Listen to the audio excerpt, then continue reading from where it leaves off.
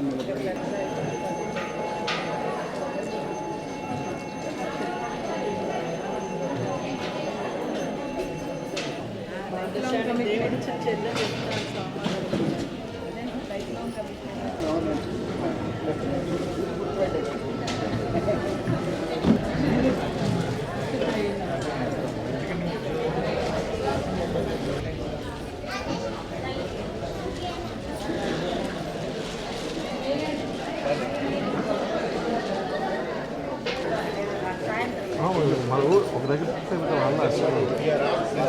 కొంచెం long distance తీసుకెళ్ళండి.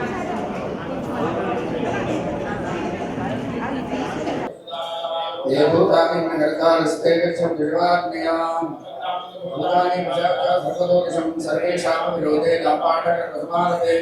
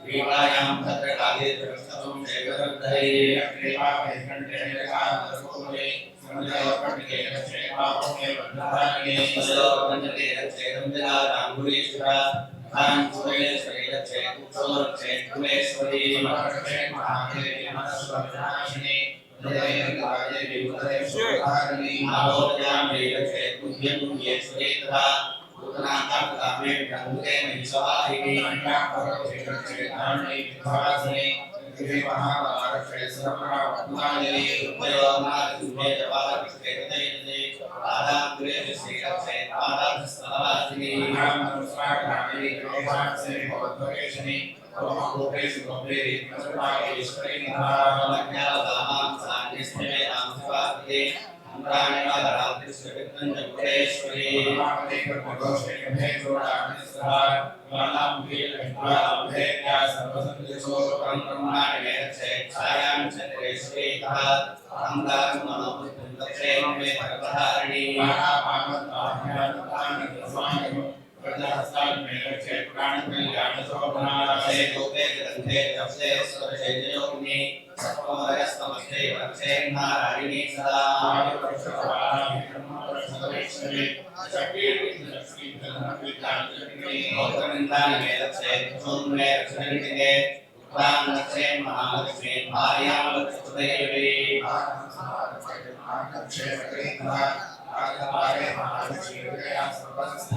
Shayin Yastan Vajan Sumento Sarvam Lakshmi Devi Pavanasi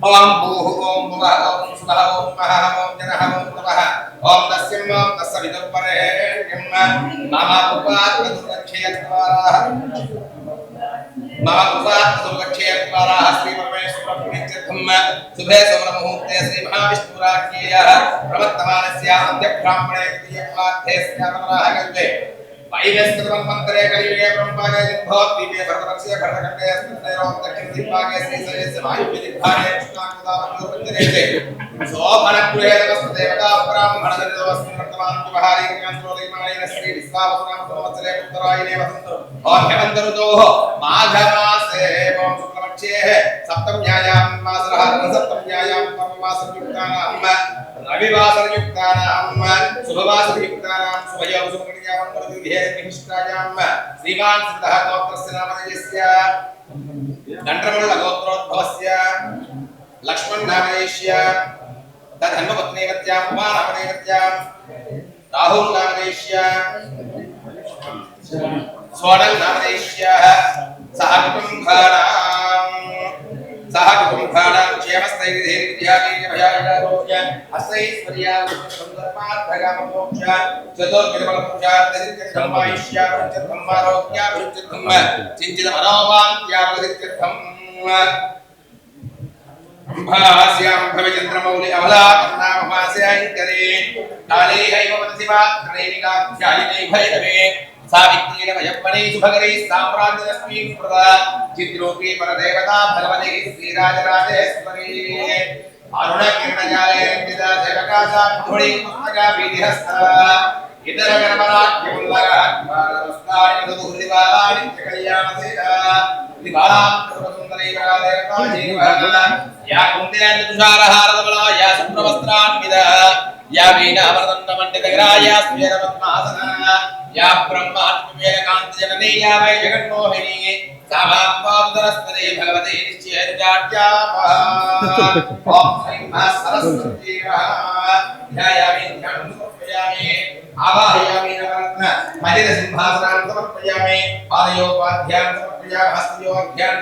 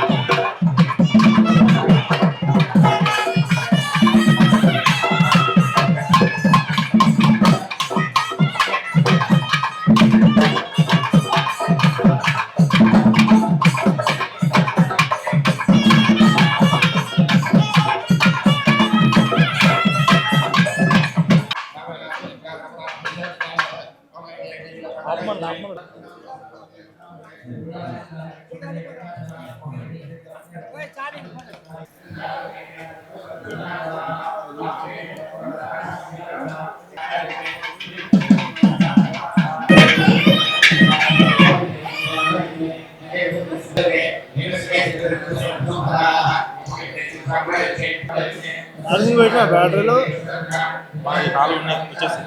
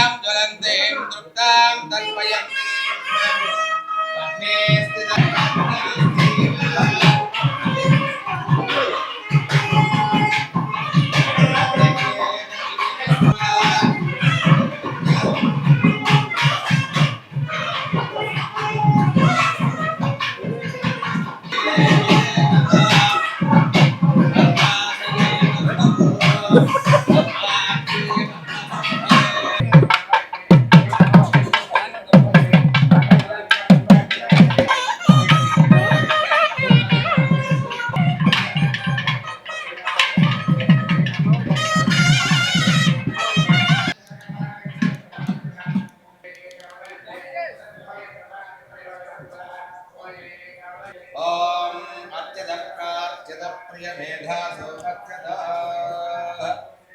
अच्यन्त पुत्रगाः पुत्रपुरुन्नदृष्ट्वच्यता हस्तं प्रक्षाल्य ॐ केशवाय स्वाहा नारायणाय स्वाहा माधवाय स्वाहा गोविन्दाय नमः ॐ आचम्य ॐ हस्तं प्रक्षाल्य ॐ केशवाय स्वाहा ॐ नारायणाय स्वाहा ॐ माधवाय स्वाहा ॐ गोविन्दाय नमः अदोक्यदानसिंहास्थानार्थनारूपेन्द्रहरये श्रीकृष्णाय नमः उत्तिष्ठन्तो भूतविचारेते भुङ्बारक ये देशं यदाशक्ति पूजाख्यं कर्म करिष्ये यथाशक्ति पूजाख्यं कर्म करिष्ये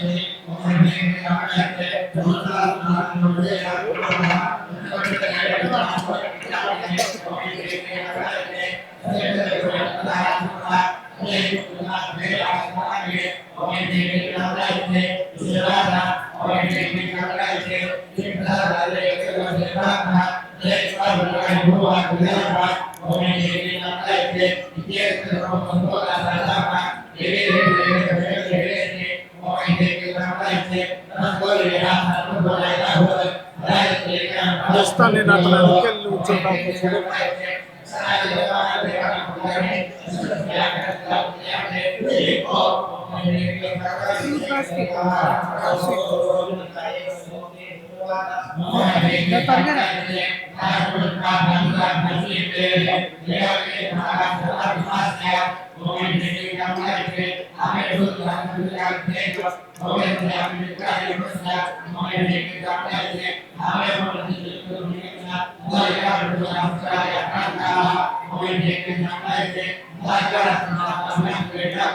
యన్నత్వా కృతకృత్యాస్యుస్తన్నమామి గజాననం. శివాయ గురవే నమః. ఈరోజు చాలా సుదినం. ప్రత్యక్ష దైవమైనటువంటి సూర్యనారాయణ ప్రభు యొక్క జయంతి. ఇంకా ఇక్కడ 5 రోజులుగా మనకి ఎంతో అత్యంత వైభవంగా సహస్ర చండీ యాగం అనే పేరుతో ఒక మహత్తరమైనటువంటి లోక కళ్యాణార్థమై సంకల్పించినటువంటి యాగ కార్యక్రమం జరుగుతూ ఉన్నది. కాంచీ యతీంద్రులు శ్రీ శ్రీ శ్రీ శంకర విజయేంద్ర సరస్వతి స్వామి వారి మార్గదర్శనంలో ఈ యాగం సంకల్పం చేయడం జరిగింది. ఈ యాగానికి పుష్పగిరి సంస్థాన అధీశులు పరమహంస పరివ్రాజకాచార్యవర్య శ్రీమద్ జగద్గురు అభినవోద్దండవ శ్రీ విద్యాశంకర భారతి మహాస్వామి వారు ఈ కార్యక్రమానికి వచ్చారు. వారికి యాగ కమిటీ తరపున స్వాగతం పలుకుతూ వారికి కృతజ్ఞతాపూర్వక నమస్కారాలు కూడా సమర్పించుకుంటున్నాము. ఈ యాగం మొదటి రోజున మదనానంద పీఠాధిపతులు శ్రీ గురు మాధవానంద స్వామి వారు వచ్చి ప్రారంభం చేసి వెళ్ళారు. అలాగే కొక్కే సుబ్రహ్మణ్య మఠం నుంచి స్వామివారు విద్యాతీర్థ ప్రసన్న స్వామి వారు వచ్చారు. ఈరోజు సాయంత్రం హంపి స్వామి వారు కూడా వచ్చి వారి ఆశీస్సులు కూడా తెలియజేసి వెళ్ళారు. ఈ పూర్ణాహుతి కార్యక్రమానికి శ్రీ శ్రీ శ్రీ విద్యాశంకర భారతీ స్వామి వారు వేంచేసి ఉన్నారు. కలవు చండీ వినాయకో అని కలియుగంలో చండీ అమ్మవారి యొక్క ఆరాధన ఎంతో ప్రాశస్త్యాన్ని పొంది ఉన్నది. ఆ అమ్మ యొక్క ఆరాధన చేయటం పురాకృతమైనటువంటి పుణ్య విశేషం అనే దాంట్లో ఏమాత్రం సంశయం లేదు. సులభ ప్రసన్నంగా శీఘ్రంగా అనుగ్రహించేటువంటి దేవత శ్రీమాన్ చిన వెంకటేశ్వరరావు గారు, శ్రీమతి విజయలక్ష్మి దంపతులు ఈ స్థలంలో అద్భుతమైన, అఖండమైన, అద్వితీయమైన, అవ్యాజమైన ప్రేమతో ఉండేటువంటి శ్రీ బాలా త్రిపుర సుందరి అమ్మవారి యొక్క దేవాలయం నిర్మాణం చేయాలి అనే ఒక సంకల్పంతో, ఆ సంకల్ప సిద్ధి కోసమై లోక కళ్యాణార్థమై ఈ యాగాన్ని సంకల్పించి,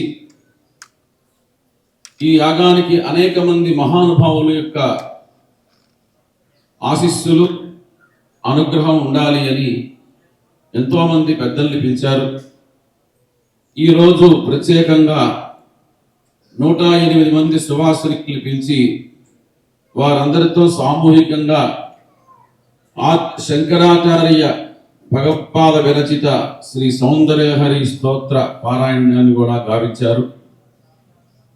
ఇంకా ప్రత్యేకంగా ఈ యాగంలో ఈరోజు రథసప్తమిని పురస్కరించుకొని సౌరయాగము, నిన్నటి రోజున సుబ్రహ్మణ్య ఆరాధన, ఆశ్లేషాబలి కార్యక్రమాలు, మొన్నటి రోజున సుదర్శన నారసింహ మంత్ర హోమ జపాదులు, ఇట్లా రోజుకు ఒక ప్రత్యేకమైనటువంటి అనుష్ఠానాలు చేస్తున్నారు. ఇంకా సుందరకాండ పారాయణ, కృష్ణయజుర్వేద పారాయణ ఇత్యాది కార్యక్రమాలు కూడా ఈ కార్యక్రమాలతో పాటుగా సాంగోపాంగంగా చేస్తూ ఉన్నారు. ఇటువంటి దివ్యమైన కార్యక్రమానికి శంకర పరంపరాగతంగా వస్తున్నటువంటి పుష్పగిరి సంస్థానాధీశులు, పుష్పగిరి గురించి ఎంత చెప్పినా తక్కువే. ఒకే ఒక మాట చెప్పి ముగిస్తాను. 1930వ సంవత్సరంలో నడయాడే దేవం కంచి కామకోటి పీఠాధీశ్వరులు శ్రీ శ్రీ శ్రీ చంద్రశేఖరేంద్ర సరస్వతి మహాస్వామి వారు ఆంధ్రదేశ పర్యటనకి రావడం కోసమై పుష్పగిరికి ఒక లేఖ పంపించారు. అయ్యా, మీ పరిగణలోకి మేము పర్యటనకు వస్తున్నాము, మీకు తెలియజేస్తున్నాము, మీ యొక్క సహకారము, మీ యొక్క అనుమతి కూడా మాకు కావాలి అని ఆ రోజుల్లో స్వామివారు ప్రత్యేకంగా ఒక శ్రీముఖాన్ని పంపించి, ఎందుకంటే శ్రీశైలము, మహానంది, హాటకేశ్వరం ఇట్లా కొన్ని పరిగణాలు ఉన్నాయి. ఇదంతా ఒక సమయంలో పుష్పగిరి సంస్థానం కిందే ఉండేవి. ఆ కాలక్రమంలో దానికి వచ్చినటువంటి పీఠాధిపతులు అనుష్ఠానంలో ఉండటం వల్ల అక్కడ కొంతమంది అరాచక శక్తులు బయలుదేరేవన్నీ ఆక్రమించారు. కానీ 1100 సంవత్సరాల ప్రాచీనమైనటువంటి అత్యంత పవిత్రమైన శక్తివంతమైనటువంటి పీఠం పుష్పగిరి పీఠం. ఆ పరంపరలో ఇప్పుడు ఉన్నటువంటి స్వామివారు పూర్వాశ్రమంలో ఆయన కాశీలో అనేక శాస్త్రములు అధ్యయనం చేశారు. సాహిత్యము, వేదాంతము, వైయాకరణం ఇత్యాది గ్రంథాలు చదివారు. ఇదే కాక వారు పెద్ద మహత్తరమైనటువంటి నృసింహోపాసన చేస్తూ ఉంటారు. ఆయనే నృసింహుడు, నృసింహుడే వారు అన్నట్టుగా వారు అంతటువంటి శక్తివంతమైనటువంటి ఉపాసన చేసి ఆ నరసింహస్వామి యొక్క అనుగ్రహాన్ని పొందారు. అటువంటి స్వామివారి యొక్క అనుగ్రహ భాషణాన్ని, ఆశీపూర్వక సందేశాన్ని మనం ఈ సభాముఖంగా వినాలి అని మన అందరి తరఫున వారిని ప్రార్థిస్తున్నాను. వారి యొక్క ఆశీస్సుల్ని మనం అందరం కూడా కాస్త ప్రశాంతంగా ఉండి స్వీకరిద్దాం.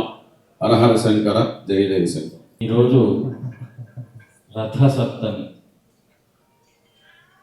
అద్భుతమైనటువంటి రోజు. సప్తమి అనేటువంటి సంఖ్యకు దాని విషయాన్ని పక్కన మనం పెట్టుకున్న రథ అనేటువంటి శబ్దాన్ని వేద ఉపనిషత్తుల్లో మనం పరిశీలిస్తే ఆత్మానం రథినం విద్ధి శరీరం రథమేవతు. ఇది సాక్షాత్తు యమధర్మరాజు వారు నచికేతుడికి చెప్పినటువంటి వాక్యం. దేహాన్ని మనం ఎలా చూడాలి అంటే లోపల ఉన్నటువంటి నీ ఆత్మ రథంలో కూర్చున్న పరమాత్మ. శరీరం రథమేవతు. శరీరం అనేటువంటిది నడయాడే రథం. ఈవేళ అక్కడ వేసినటువంటి సూర్య యంత్రం ఏదైతే ఉన్నదో ఆ యంత్రంలో ఉండేటువంటి పరమార్థం కూడా అదే. ఈ శరీరం నడుస్తూ ఉంటుంది. ఎక్కడ నడుస్తూ ఉంటుంది? లోపల ఉన్నటువంటి ఆత్మ నడిపిస్తూ ఉంటే బయట ఉన్న పరమాత్మ అనేటువంటి ప్రకృతిలో నడుస్తూ ఉంటుంది. ఇది అర్థం కావడానికి మనకు వేదాంత శాస్త్రం బ్రహ్మ జిజ్ఞాస చేయవలసి వస్తుంది. అందుకే ఋషులు ఏం చేశారు? మనం చేయవలసినటువంటి ఆశల్లో ప్రయత్నాల్లో అధాతో ధర్మ జిజ్ఞాస, అధాతో బ్రహ్మ జిజ్ఞాస. ధర్మం గురించి ఆలోచన చేయాలి. ధర్మం అభ్యసించిన తర్వాత బ్రహ్మ గురించి ఆలోచన చేయాలి. మరి ఈ బ్రహ్మ పదార్థాన్ని మనం శమధమాది సాధన సంపత్తులతో సాధించాలి అనేటువంటి విషయాన్ని ఈవేళ మనం ఇక్కడ ప్రస్తావించకుండా ఈరోజు మనం ఎంతటి వైభవాన్ని పొందుతున్నాము అనేటువంటి విషయాన్ని మన ఆర్ష సంప్రదాయంగా ఎంతటి వైభవం పెట్టారు అనే విషయాన్ని మనం తెలుసుకోవాలి. 7 అనేటువంటి సంఖ్య అస్తమాన సంఖ్య. జ్యోతిష్యపరంగా సప్తమం జూకమస్థంచ, అస్తమాన సమం. అందుకే ఉదయం ఏ కాలంలో ఏ లగ్నంలో సూర్యుడు ఉదయిస్తాడో దానికి సరిగ్గా 7వ లగ్నంలో అస్తమిస్తాడు. ఆ అస్తమాన కాలాన్ని ఇంకొక 2-3 పేర్లతో పిలిచారు మనం. అది భార్యాస్థానం కూడా. కామో భార్యేతి స్మర, కటకం జోదవాణిజ్యం, క్రయ విక్రయ సంగ్రహ.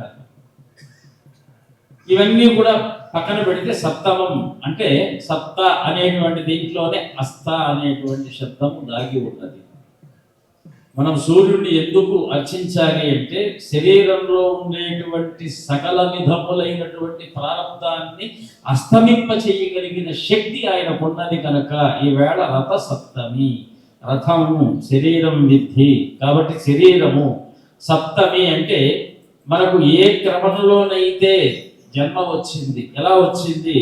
ఈ దేహము 7వ దేహంగా ఉపనిషత్ చెప్తుంది. ముందు మన లోపల ఆత్మ ఉన్నది. ఆత్మ నుంచి శబ్దం పుట్టింది, వాయువు అంటున్నాం. ఆ శబ్దము నుంచి అగ్ని పుడుతుంది, అగ్ని నుంచి జలం పుడుతున్నది, జలము నుంచి పృథివీ, పృథివ్యాం ఔషధయ, ఓషధుల నుంచి అన్నం పుడుతుంది, ఓషధిభ్యో అన్నం, అన్నాత్ పురుష. ఇక ఈ పై నుంచి మళ్ళీ 7 ఉన్నాయి.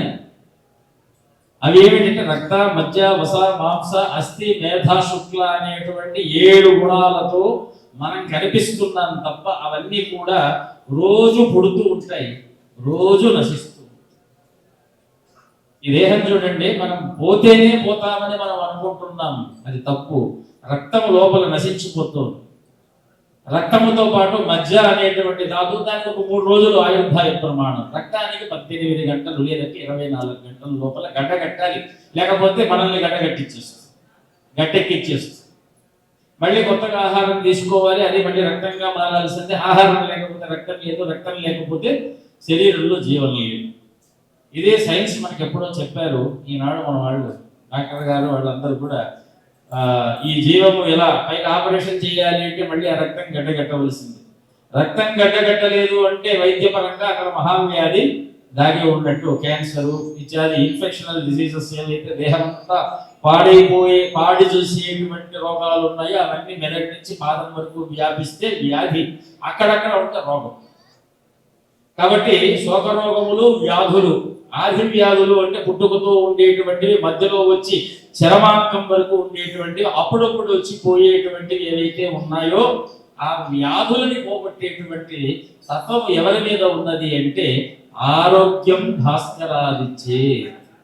కాబట్టి ఈవేళ మనం వేసినటువంటి రథం ముగ్గు ఆయన ఒక దిక్కు నుంచి ప్రయాణం చేసేటువంటి దిక్కుని ఆపి ఇంకొక దిక్కుకు ఆరోహణ చేసేటువంటి కాలాన్ని రథ సప్తమి. కాబట్టి సప్తమి ఈరోజు భాస్కర జయంతిని కూడా మనకు కశ్యపుడి యొక్క కుమార రూపంలో పుత్ర రూపంలో ఆవిర్భవించినటువంటి ఆయన ఈవేళ గమనంలో ఉత్తరాయణంలో ఉత్తర దిశకు తిరిగి ఈ రోజు నుంచి తీక్షణమైనటువంటి తన తేజో ప్రతాపాన్ని విజృంభింపజేస్తూ మన చేత అనేకమైనటువంటి శుభకర్మలను ఆచరింప చేయటానికి ఈ రోజు నుంచి శుభారంభం. వైకుంఠం ఒక శుభ పుణ్యకాలం, మకర సంక్రమణం రెండవ శుభకాలం, మూడవ శుభకాలం రథసప్తమి, నాలుగవ శుభకాలం మహాశివరాత్రి. ఈ 4 జీవితానికి కన్ను, ముక్కు, చెవి, నోరు లాంటివి. ఈ వీటితో మనం ఎంత ఆహారాన్ని అంటే లోకంలో ఉన్న జ్ఞాన ఆహారాన్ని ఆస్వాదిస్తే ఆ ఆస్వాదం అంతా కూడా మనకు జీవిత కాలానికి జన్మానికి ఒక శివరాత్రి ఉన్నది. అది ఊరికే పెద్దలు మొరటగా పెట్టినప్పటికీ కూడా ఒక్క శివరాత్రి రోజు మనం ఉపవాసం ఉండి జాగరణ చేస్తే కోటి జన్మ కృతమైనటువంటి మహాపాతకాలన్నీ కూడా శివరాత్రి ఉపవాస జాగరణ చేత అవన్నీ కూడా నష్టమైపోతాయి. అందుకే ఉపవాసం 16 గంటలు ఉపవాసం చేస్తే శరీరంలో ఉండేటువంటి పాత రక్తమంతా వెళ్ళిపోతుంది, గడ్డగట్టకపోతుంది. మళ్ళీ మనం 16-18 గంటల తర్వాత ఉపవాసాన్ని వదిలి ఏదైనా ఆహారం తీసుకున్నట్టయితే అది ఇది అనేటువంటి ఏదైతే మాలిన్య సంకలనములు ఉన్నాయో అవి లేకుండా మళ్ళీ కొత్తదైనటువంటి రక్తశక్తితో ప్రారంభమై మళ్ళీ మన జీవితం కొత్తదైనటువంటి రూపాన్ని పొందుతుంది. ఇది మనకు పురాణాలు చెప్తున్నటువంటి మాట. 18 గంటలు చేసేదాన్ని ఉపవాసం. అందుకే ఏకాదశి అయినా సూర్యోదయం నుంచి మళ్ళీ సూర్యోదయం వరకు ఉపవాసం పెట్టము. నిర్జలోపవాసం చేస్తున్నాము అంటే సూర్యోదయ పూర్వమే మనం స్నాన అనుష్ఠానాదుల్ని ఆచరించి ఆ రోజు సూర్యోదయ పూర్వం ఆహారాన్ని స్వీకరించడం అనేటువంటిది ద్వాదశి వ్రతంగా చెయ్యాలి. మనం ఈ రోజు నుంచి రేపటి వరకు ఉండి మధ్యాహ్నం ఇప్పుడు భోజనం చేస్తే అది వ్రతం కిందికి రాదు. కాబట్టి ఇలాంటి అనేక నియమాలు మన సంప్రదాయంలోనే ఆరోగ్యానికి 100 సంవత్సరాలు జీవిత గమనానికి కావలసిన ఉపవాస రహస్యాలు, పండగల్లో ఏ ఏ భక్ష్యాలు తినాలో దాని ద్వారా ఆరోగ్యానికి కావలసినటువంటి ఆహార రహస్యాలు, అంతేకాకుండా ఏ పండుగల్లో ఎటువంటి పూజ చేయడం వల్ల దేహంలో ఉండేటువంటి ఆత్మ చైతన్య శక్తి తత్తత్కాలోచితంగా మారుతుందో అటువంటి విశిష్టమైనటువంటి కార్య ప్రణాళికలు, పైగా రాత్రిపూట జాగరణ ఉండేది, పగటిపూట మనము సంబరాలు చేసుకునేది, పాతవి పోయేది కొత్తవి తెచ్చేది, ఇవన్నీ కాకుండా మధ్యలో మంచి మంచి పర్వాలలో ఇలాంటి చండీ యాగాలు, సుదర్శన యాగాలు, లక్ష్మీ నృసింహ యాగాలు ఇలాంటివన్నీ కూడా చూడండి. ఒక 360 రోజులకు కావలసినటువంటి దివ్య భవ్య అవ్యాజమైనటువంటి సంపదనంతా కూడా ఆ ఋషులు మనకి ఇచ్చారు. అంటే అర్థం ఏమిటి?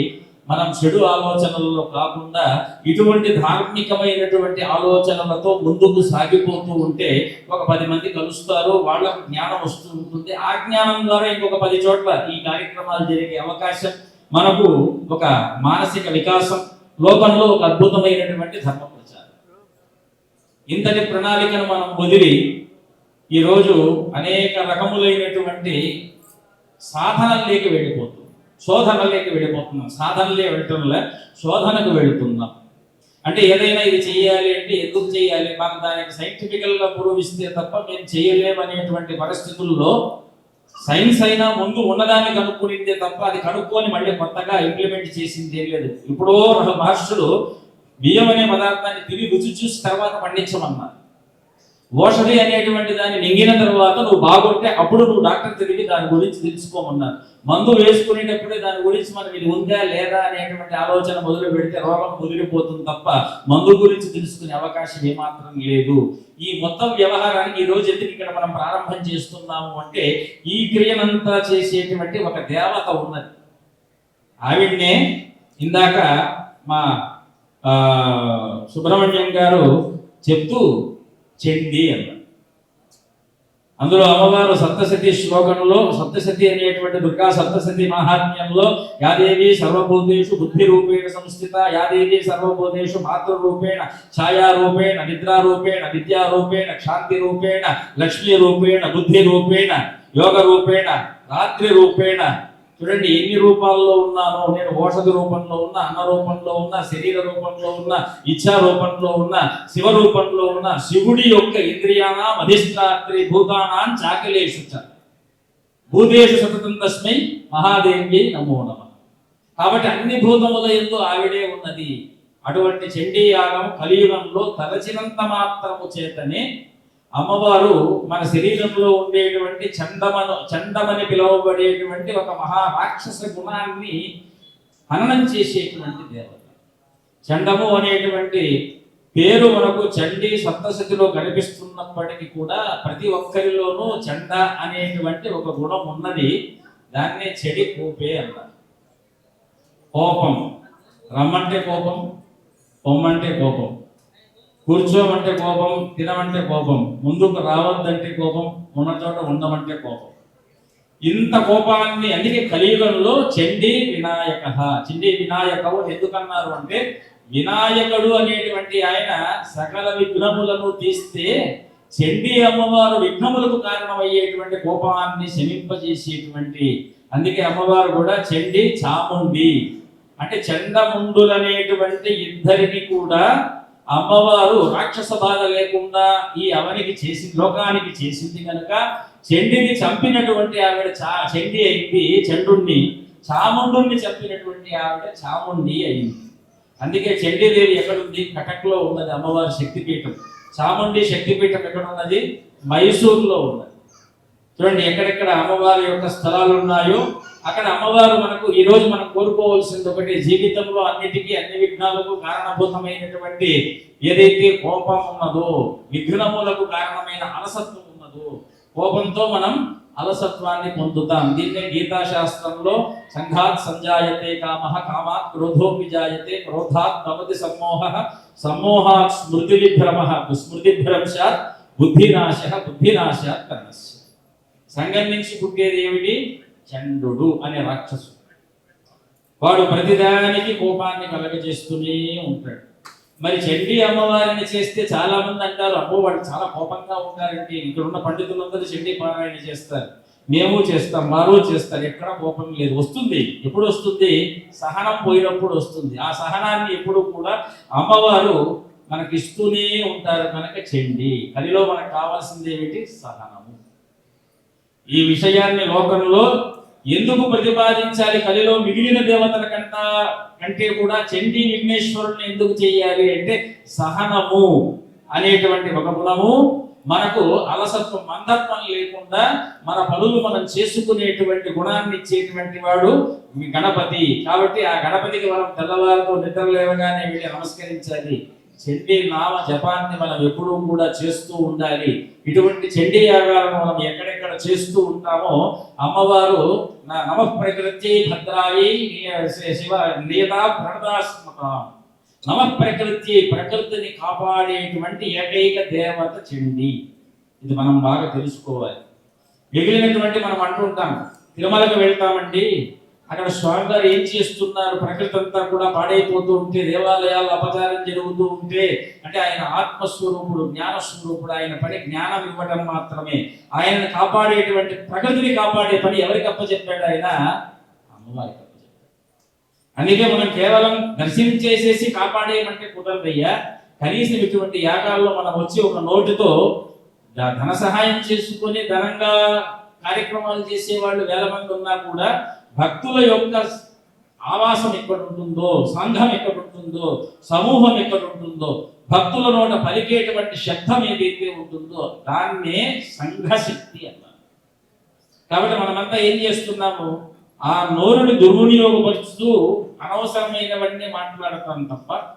ఒక 3 సంధ్యకాలాలు చెప్పారు, 6, 6:30, 12, 12:30, మళ్ళీ సాయంకాలం 6, 6:30. అంటే ఈ మధ్యలో కూడా 24 నిమిషాలు కాలాన్ని, అంటే ఒక రకంగా మన భాషలో చెప్పుకోవాలంటే టీవీ ఎపిసోడ్ కాలం. టీవీ ఎపిసోడ్ ఎంతసేపు ఇస్తారంటే 22 మినిట్స్, 21 మినిట్స్, మాక్సిమం 24 మినిట్స్. అరగంటలో మిగిలినటువంటి 6 నిమిషాలు యాడ్స్కి పడిపోతాయి. దాన్నే మనం కూడా ఒక 6 నిమిషాలు యాడ్ చేసుకుంటే ఆ సంధ్యకాలంలో చేయవలసినటువంటిది నామ జపాన్ని. లేదంటే భగవద్ ఆరాధన, తెల్లవారు పూట దీపారాధన, సాయంకాలం పూట దీపారాధన. ఆ సందర్భంలో అందరూ పిల్లా జల్లా అంతా కలిసి అక్కడ కూర్చొని చేసేటువంటి జపం వల్ల 24 గంటలు చేయకపోయినా సరే సంధ్యాకాలాన్ని మనం అనుష్ఠానం చేయటం వలన విశేషమైనటువంటి ఆ దౌర్భాగ్య శక్తి నుంచి కాపాడబడేటువంటి శక్తి సంధ్యలో మాత్రమే. త్వమేవ సంధ్యా సావిత్రి త్వమేవ జననీ పర. ఇది నేను చెప్పే మాత్రం కాదు, సప్తశతిలో ఉండేటువంటి శ్లోకం. త్వమేవ సంధ్యా సావిత్రి త్వమేవ జననీ పర. సావిత్రి అంటే 3 కాలముల యందు ప్రకాశించేటువంటి సూర్యుడిలో ప్రకాశింపజేసేటువంటి ఏ మాతృశక్తి ఉన్నదో దాన్ని సావిత్రి అంటున్నాం. సావిత్రి అంటే సవితృ మండలంలో 3 కాలముల యందు ప్రకాశించేటువంటి సూర్యుడి యందు ప్రాతకాలంలో బ్రహ్మ తేజస్సుగా, మధ్యాహ్న కాలంలో మహేశ్వర తేజస్సుగా, సంధ్యాకాలంలో సరస్వతి తేజస్సుగా ఏ దేవత అయితే ప్రకాశిస్తూ ఉన్నదో ఆ 3 కాలాల యొక్క ఏకస్వరూపాన్ని చండీ.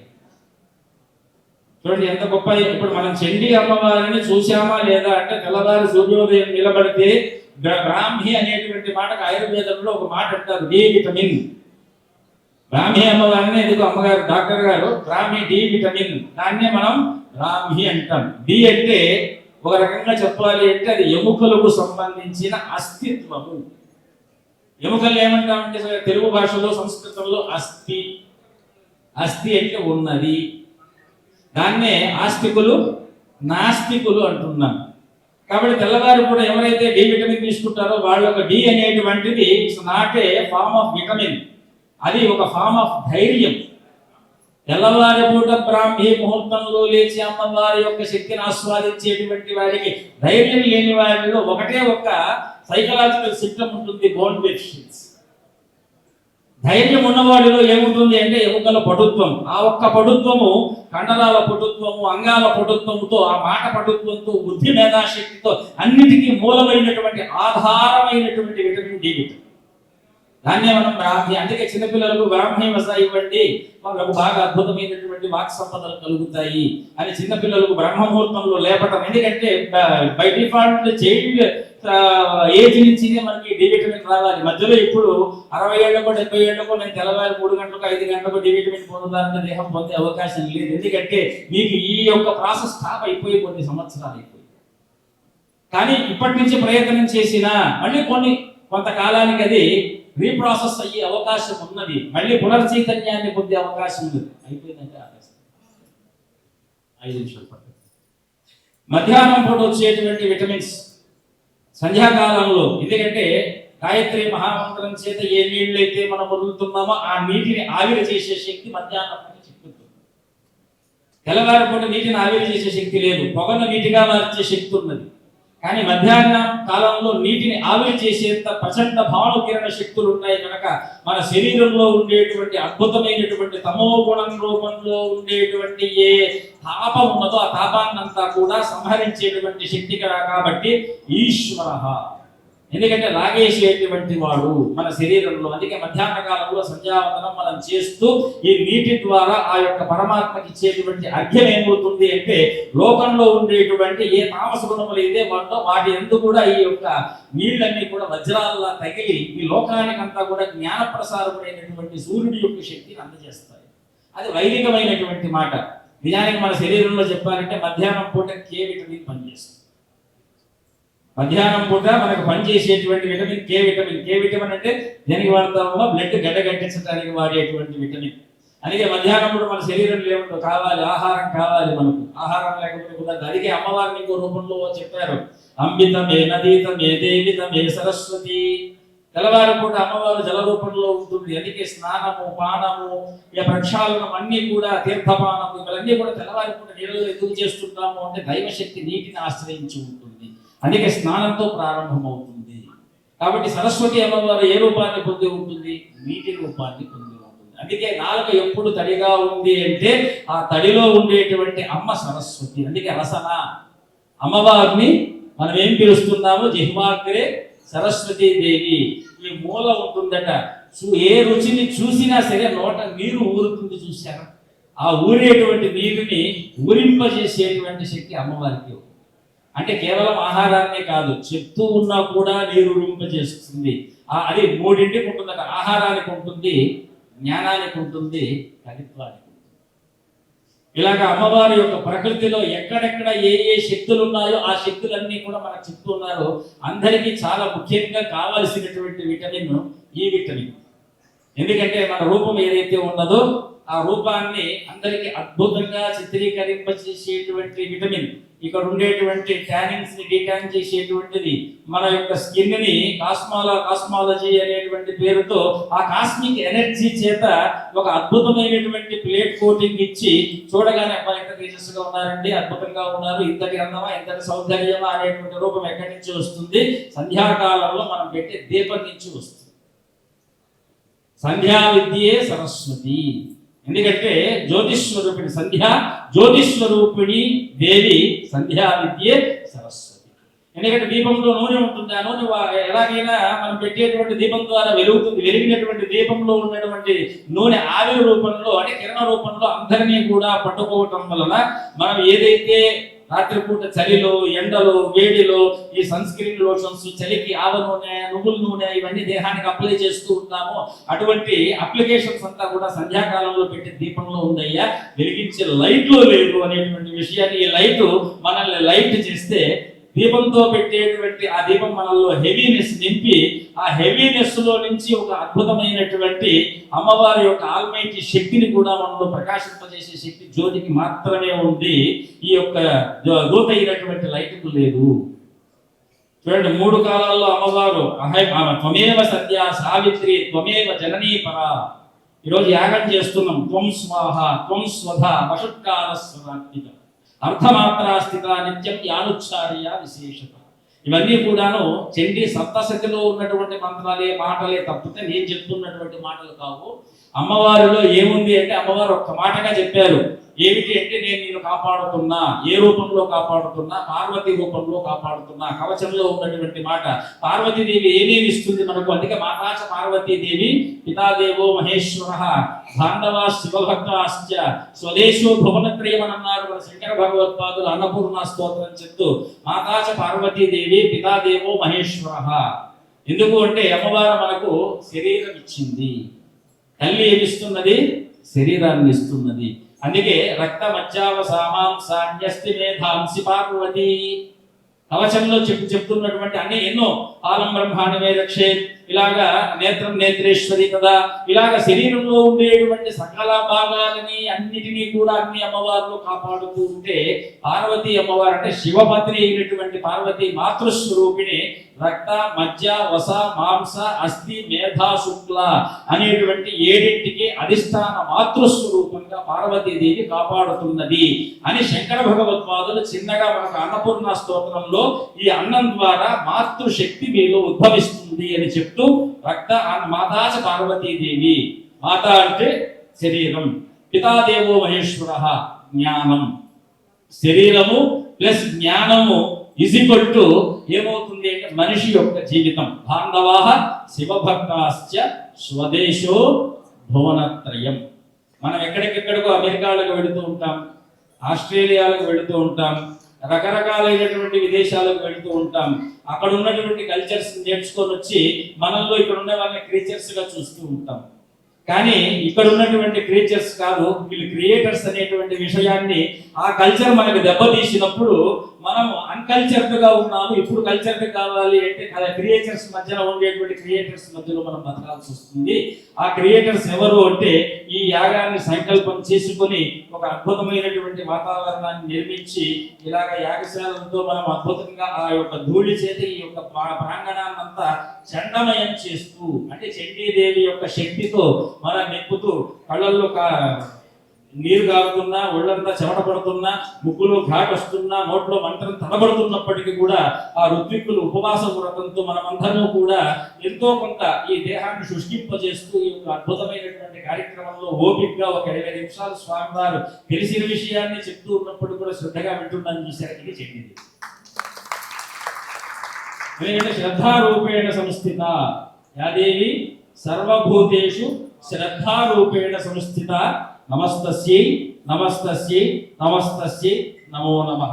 ఇక్కడ ఏముంటుందో గీతలో కూడా అదే ఉంటుంది. అందుకే చండీ అనే అమ్మవారికి క్రోధం అని చెప్పాం, క్రోధానికి ఉపశమనిగా అమ్మవారిని చెప్పాం. కాబట్టి చండీ అమ్మవారు ఎవరిని కాపాడుతుంది? ప్రకృతిని కాపాడుతుంది.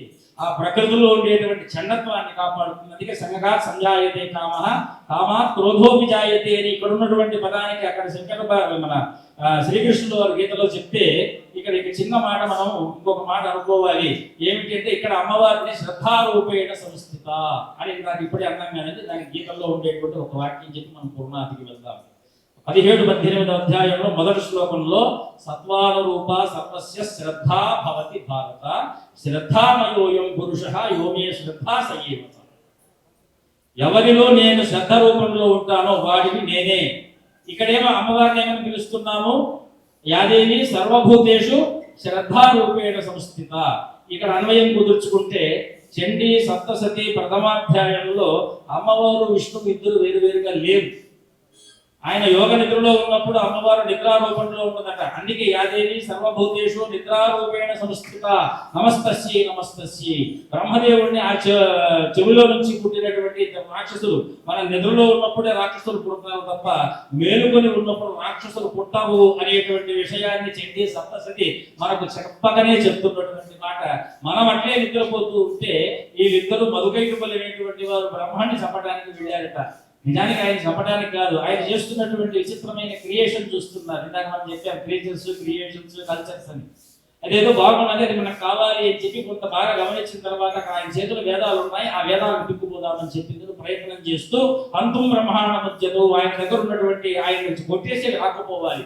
రాక్షసుల పని ఏమిటి? మనల్ని కొట్టాలి, మన దగ్గర ఉన్నది లాక్కుపోవాలి. ఇప్పుడు ఎవరు కావాలి మనకు?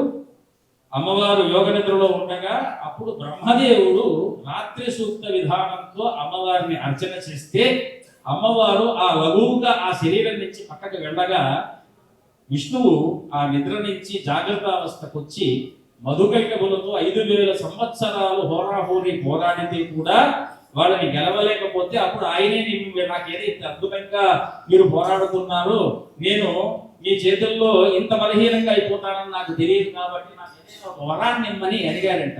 అప్పుడు వాళ్ళు అనుకున్నారు ఇది చాలా మాయావి, తగ్గుతున్నాడు అంటే ఏదో చేస్తాడు ఈయన, కాబట్టి భారతదేశం అంతా కూడా ఇట్లాంటిది తగ్గుతున్నారు అంటే ఏదో చేస్తారనే అర్థము, అంత తగ్గినంత మాత్రాన వాళ్ళ బలం తగ్గిపోయింది అనుకోవటానికి వీలు లేదు అని చండీ సప్తశతి కూడా మనకు చెప్తున్నటువంటి మాట. మనం ఊరుకున్నాము అంటే అన్నిటికీ కూడా ఏదో బలహీనంగా అయిపోయామని అర్థం కాదు. మనం ఊరుకున్నాము అంటే ఎదుటి వారి యొక్క ఊపిరి తీయటానికి ఊరుకున్నాము అని అర్థం. కాబట్టి వీళ్ళు అడిగారు ఏమిటి అంటే ఈయన ఏదో ప్లాన్ వేస్తున్నాడు. అడిగాడు కాబట్టి వాళ్ళలో ఒక ధర్మం ఉంది, రాక్షసులకైనా దేవతలకైనా మాట తప్పకూడదు. కాబట్టి మిమ్మల్ని చంపే వరం నాకు ఇమ్మన్నారు.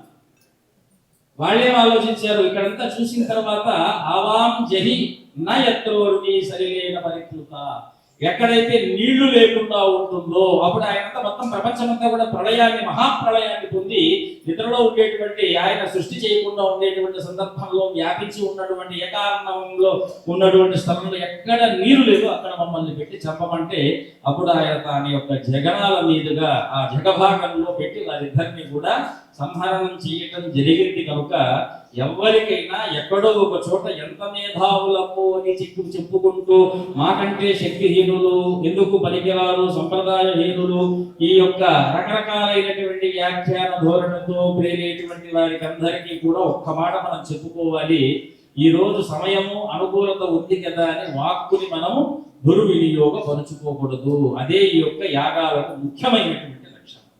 ఎందుకంటే యాగంలో ఎక్కడ కూడా వాక్ దుర్వినియోగం అనేటువంటి విధానం లోకంలో లేకుండా చేయటమే వేదానికి అర్థం తప్ప అదేదో మూఢనమ్మకాలని లేకపోతే విపరీతమైనటువంటి ఆచార వ్యవహారాన్ని ప్రోత్సహించడం కాదు. ఆచారం ఎప్పుడు కూడా నోటిని అదుపులో పెట్టడానికి పనికొస్తుంది.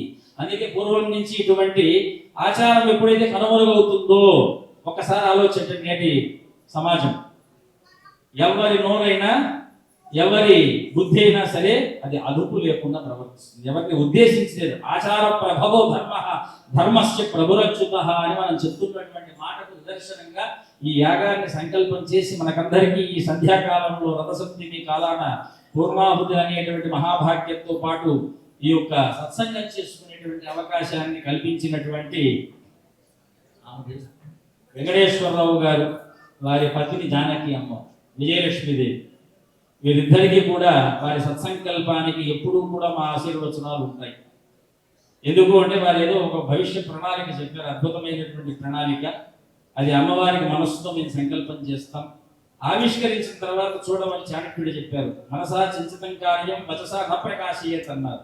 ప్రకాశిస్తే ఆ పని జరగదు, కాబట్టి ఈ పని జరగాలని మేము మనస్ఫూర్తిగా అమ్మవారి యొక్క దివ్య చరణ పాదాల యొక్క మా యొక్క మనస్సు సంకల్ప కుసుమాంజలిని అర్పిస్తూ, మా తపస్సు చంద్రమౌళీశ్వరుడు అనుగ్రహం మీ మనస్సునందు ఎప్పుడు కూడా తన్నే మనస్సు సంకల్పం వస్తూ అని సభాముఖంగా మీ అందరినీ ఆశీర్వదిస్తూ, అమ్మవారు శ్రద్ధారూపం, విష్ణువు శ్రద్ధారూపం. శ్రద్ధతో ఎవరైతే నన్ను ఆరాధిస్తారో ఆ శ్రద్ధను అనుసరించి నేను వస్తాను అని అమ్మవారు చెప్పింది. అయ్యవారు చెప్పారు, మనం ఊరికే లోకంలో నువ్వు రాలే అంటే ఆయన రాడు, శ్రద్ధగా పిలిస్తే నిమిషంలో వస్తారని భాగవతం చెప్తూ ఉంది. శ్రద్ధగా పిలిస్తే నేను నీలోనే ఉన్నానయ్యా, నేను రావాల్సిన పని లేదని భాగవతం అంతా చెప్తూ ఉంది. ఆర్తత్రాణ పరాయుడైనటువంటి వాడిని రెండు చేతులు పైకెత్తి పిలిస్తే ఎక్కడున్నప్పటికీ వస్తాను అని ద్రౌపది అమ్మవారు నిరూపించింది. నన్ను నమ్మినటువంటి వాడిని వెంట నుండి కాల్చుతానని అర్జునుడు నిరూపించాడు. ఇక నన్ను నమ్ముకొని ఉండేటువంటి వాడి మాటలో అణువున నేను వారిని చిరంజీవి చేస్తానని రామాయణం నిరూపిస్తోంది. ఎందుకంటే నిదర్శనాలు మనకు కావాలి అని శోధనాత్మకంగా పోతే మనకు అక్కడ ప్రయోగాలలో యోగం లేదు, నిదర్శనంలో ఏమాత్రము మనకు దర్శించేటువంటి అవకాశం లేదు. కనుక ధర్మం ఎప్పుడు విశ్వాస పాత్రతతో కూడుకున్నదే తప్ప శోధనాయోగ్యమైనది కాదు, సాధనాయోగ్యమైనటువంటిది. అందుకే ముందు ధర్మాన్ని మనం ఆస్వాదించాలి, తర్వాత శోధించాలి. ఇదే ఋషులందరూ కూడా వేదములు ఉన్నాయా లేవా అని వారి ముందు శోధించలే, వేద అధ్యయనం చేశారు, తర్వాత తపస్సుకు వెళ్ళారు. మనం చిన్నప్పటి నుంచి వేదాన్ని శోధిస్తున్నాము, జీవిత కాలంలో తపస్సు అనే దానికి దూరం అయిపోతున్నాము. ఆ తపస్సు లేకపోతే బుద్ధి శ్రద్ధ రెండు ఉండవు. శ్రద్ధ లేకపోతే మీకు పరమాత్మ కనిపించేటువంటి అవకాశం లేదు. కనుక రథసప్తమి కాలంలో ఈ రథమైనటువంటి దేహంతో రథి అయినటువంటి ఆ పరమాత్మను మనం రెండు చేతులు ఎందుకు నమస్కరించాలి అంటే, ఎదుటి వారికి నమస్కరించడం కాదయ్యా, నీలో ఉన్న పరమాత్మకు నువ్వు పెట్టుకునే సంస్కారము నమస్కారం. దేవాలయానికి పోతే నమస్కరిస్తాం, గురువు దగ్గరికి పోతే నమస్కరిస్తాం, పెద్దలు ఎదురు పడితే నమస్కరిస్తాం. దీనికి అంత అర్థం ఏమిటి అంటే వారికి నమస్కరిస్తున్నామని కాదు, వారిలో ఉన్న నీకు నువ్వు నమస్కరిస్తున్నావు. ఎందుకంటే సర్వత్రా మనం ప్రారంభం చేయటమే ఉపన్యాసం ఎట్లా ప్రారంభం చేశాము, లోపల ఉన్నటువంటి జీవుడు ఈ రథాన్ని అధిరోహించి బయట ఉన్నటువంటి ఆత్మలో తిరుగుతూ ఉన్నాడు. బయట ఉన్నటువంటి ఆయన లోపల ఉన్నటువంటి ఆయన ఒకడే, ఎక్కడికి తిరగట్లేదు, తిరిగినట్టు భ్రమిస్తున్నాడు అని శంకర భగవత్పాదులు ఒక మాట అన్నారు. అదేమిటి అంటే బ్రహ్మ సత్య జగన్మిథ్య జీవో బ్రహ్మైవనాపనః. నాయన నువ్వు ఎక్కడ తిరిగినా పునరపి జననం పునరపి మరణం పునరపి జననీ జఠరే శయనం భజ గోవిందం గోవిందం భజ మూఢమతే అన్నారు. కనుక మనం ఆ గోవిందుడిని పిలిచిన, చండీ అని పిలిచిన, చాముండి అని పిలిచిన, నారాయణ అని పిలిచిన, శివ అని పిలిచిన, శంకర భగవత్పాదులు అర్ధనారీశ్వర స్తోత్రంలో చెప్పినట్టుగా నమశివాయేచ నమశివాయ, శివాన్వితాయేచ శివాన్వితాయ, నమశివాయేచ నమశివాయ. అమ్మవారు శివుడిని అనుసరిస్తుంది, శివుడు అమ్మవారిని అనుసరిస్తారు. ఇద్దరు ఎవరిని అనుసరించరు, ఒకరిలో ఒకరు ఉన్నారు. అటువంటి శివుడిని నమస్కరిస్తూ స్వస్తి ప్రజాభ్యః పరిపాలయంతాం న్యాయేన మార్గేణ మహిమహీషాః గోబ్రాహ్మణేభ్యః శుభమస్తు నిత్యం లోకాః సమస్తాః సుఖినో భవంతు. కాళే వర్షతి పర్జన్యః పృథివీ సస్యశాలినీ దేశోऽयं శోభరహితో బ్రాహ్మణా సుందరిత్వయాః అవగాహన సుందరుపుత్రిణ సుందరగోత్రిణాధనా సదనా సుందరీవంతు శతనాం శతం. అందరూ ఒకసారిగా 3 సార్లు నమః శివాయై చ నమః శివాయ, నమః శివాయై చ నమః శివాయ, నమః శివాయై చ నమః శివాయ, నమః శివాయై చ నమః శివాయ, నమః శివాయై చ నమః శివాయ, నమః శివాయై చ నమః శివాయ. నాకు తెలిసింది పంచాక్షరం. నమః శివాయ నమః శివాయ నమః శివాయ నమః శివాయ నమః శివాయ. ఇది చింతామణి పంచాక్షరం. 10 అక్షరాలు ఉన్నాయి, పంచాక్షరం కాదు. నమశివాయై చ నిశ్శబ్దం, ఎందుకంటే అది ఉపసర్గ. నమశివాయ అక్కడ 5 ఇక్కడ 5 అక్షరాలు ఉన్నాయి, కానీ ఇద్దరిలో కూడా ఒకటే శబ్దం. శివాయై స్త్రీలింగం, శివాయ పుంలింగం. ఎందుకు కలుపుతున్నాము అంటే ఇద్దరు ఒకరే, ఒకరు ఉన్నప్పుడు 2 అక్షరాలుగా 2 మంత్రాలుగా మనం చెప్పడానికి వీలేదు. అందుకే మధ్యలో సకారం పెట్టారు శంకర భగవత్పాదులు. ఇది అర్ధనారీశ్వర స్తోత్రంలో కనిపిస్తుంది. శ్రీ విద్యా కల్పంలో అన్నిటికంటే గొప్పదైనటువంటి ఒక మహామంత్రం ఏదైనా ఉన్నది అని మనం వెదిగితే 3 అక్షరాలతో కూడుకున్నటువంటి అకార సకార ఔకారములతో కూడుకున్న ఒక అక్షరం కనిపిస్తుంది. ఈ అక్షరం చెప్పకూడదు.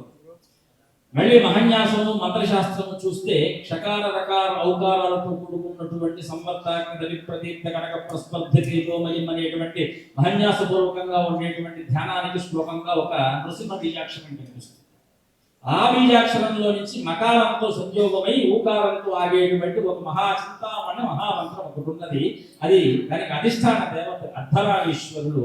ఆ మంత్రాన్ని అందరికీ అవకాశం లేదు కనుక ఈ మంత్రాన్ని అర్ధనారీశ్వర స్తోత్రంలో అందరూ కూడా ఈవేళ రథసప్తమి కాబట్టి దేహాన్ని కాపాడేది నమశివాయి, ఆత్మను కాపాడేది నమశివాయ. కాబట్టి నమశివాయ చ నమశివాయ చెప్పండి అమ్మా. నమశివాయ చ నమశివాయ, నమశివాయ చ నమశివాయ, నమశివాయ చ నమశివాయ. 3 సంధ్యలలో త్వమేవ సంధ్యా సావిత్రి త్వమేవ జననీ పరా అందాక మనం చెప్పుకున్నట్టుగా 3 సంధ్యలలో అమ్మవారు ఉన్నట్టుగా 3 సంధ్యల కాలంలో 20-24 నిమిషాల చొప్పున 3 కాలాల్లో తెల్లవారి స్నానం చేస్తూ మధ్యాహ్నం భోజనం చేస్తూ రాత్రి దీపం పెడుతూ కూడా ఈ మంత్రాన్ని మీరు చెప్పుకున్నట్టయితే మీలో ఉండేటువంటి సకల ప్రకృతుల యొక్క యోగక్షేమం మహామ్యహం. కాబట్టి మీ అందరూ కూడా యోగక్షేమవంతులై అనేక కార్యక్రమాలు చేస్తూ ఇలాగనే యాగం ద్వారా లోకంలో యోగాన్ని ఉద్భవింపజేసేటువంటి అనేక యాగ క్రతువులు మీరే కాదు మీరందరూ కూడా కర్తృత్వంలో చెయ్యాలి. ఈ రోజు మనం ఈ రోజు మన జీవితకాలంలో ఒకసారైనా మనం చెయ్యాలి. అందుకే శంకర భగవత్పాదులు ఒక మాట అన్నారు, చూడటం దేనికి అంటే చేయడానికి నాందేగా ఉంటుంది కనుక పెళ్లికి పోతే ఇంకో పెళ్లికి ఆరంభం పలుకుతుంది కనుక ఎక్కడైనా మనం ఏదైనా శుభకార్యాన్ని చూసినప్పుడు ఆహూయా అధ్వరం గచ్చేది వినాహూయా ఎవరు పిలవకపోయినా సరే యజ్ఞానికి పోవాలి. పిలిచినప్పటికి కూడా పెళ్లిళ్ళు ఘటన వారికి వెళ్ళకూడదంటే ఇష్టం, పిలవకపోయినా యాగానికి వెళ్ళాలి. కాబట్టి స్వస్తి స్వస్తి.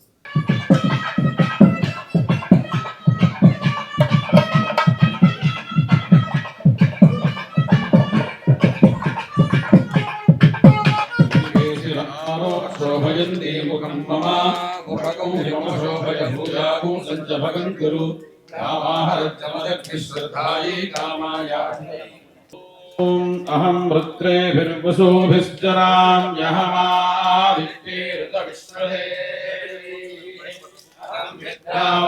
ఓహామిహన్యహంద్రాగ్నే అహమస్మి నోభా అహం సోమామాహనసం విహనయహన్వస్తారభుతభూషణం అహం దాధావిత్రేణం భవిష్మాదే సుప్రావ్యే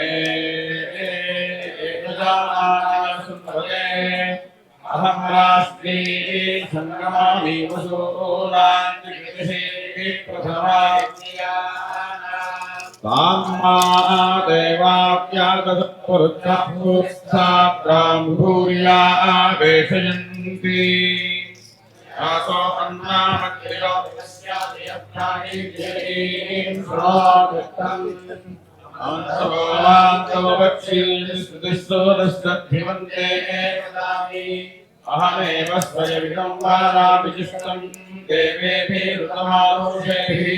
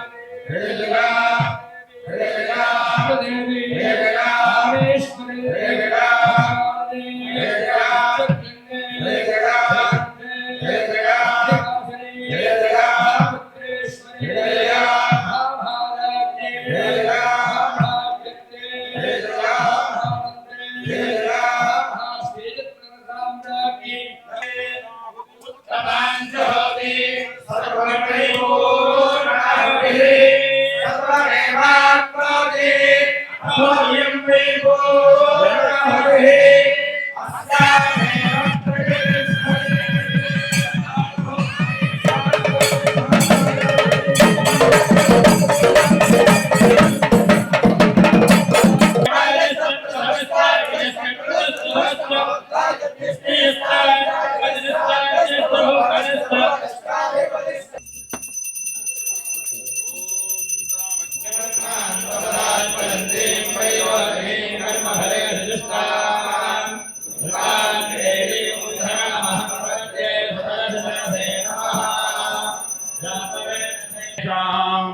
समानीव आको ओतिस्समाना हृदयानि मः समानवस्तु गोपनो यथा आवस्तु सहासाति